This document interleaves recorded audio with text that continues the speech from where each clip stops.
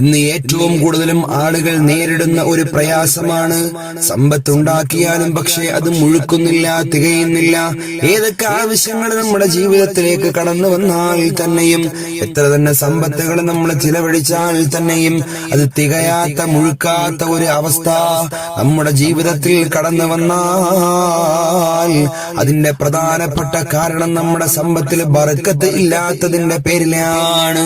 ബർക്കത്തില്ലാതെ ആകാനുള്ള കാരണങ്ങൾ പലതാണെങ്കിൽ തന്നെയും അയിമ്മത്തുകൾ പഠിപ്പിച്ചു തരുന്ന പ്രധാനപ്പെട്ട ഒരു കാര്യമുണ്ട്.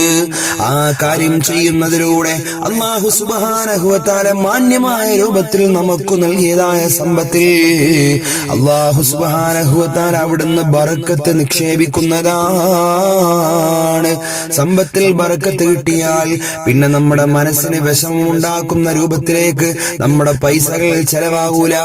മനസ്സിന് തൃപ്തിയല്ലാത്ത രൂപത്തിലേക്ക്, തൃപ്തിയല്ലാത്ത മാർഗത്തിലേക്ക് നമ്മുടെ പൈസ ചെലവാക്കേണ്ടി വരില്ല. നമ്മുടെ രോഗങ്ങൾ കൊണ്ട്, ബുദ്ധിമുട്ടുകളും പ്രയാസങ്ങളും അനുഭവിച്ചുകൊണ്ട് ഉള്ള സമ്പത്ത് മുഴുവനും ഹോസ്പിറ്റലിലേക്ക് ചിലവാക്കേണ്ടി വരുന്ന സാഹചര്യങ്ങൾ കടന്നു വരില്ല.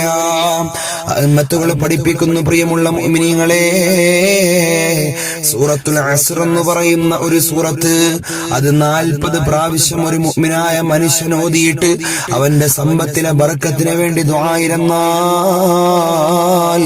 അല്ലാഹു സുബ്ഹാനഹു വ തആല അവന്റെ സമ്പത്തിൽ ബർക്കത്ത് നിക്ഷേപിക്കുകയാണ്. അവന്റെ ഭക്ഷണത്തിൽ, അവന്റെ ജീവിതത്തിൽ, അവന്റെ വ്യവഹാര മേഖലകളിൽ, അവന്റെ ഇടപെടലുകളിലെല്ലാം അല്ലാഹു സുബ്ഹാനഹു വ തആല ബർക്കത്ത് നിക്ഷേപിക്കുകയാണ്.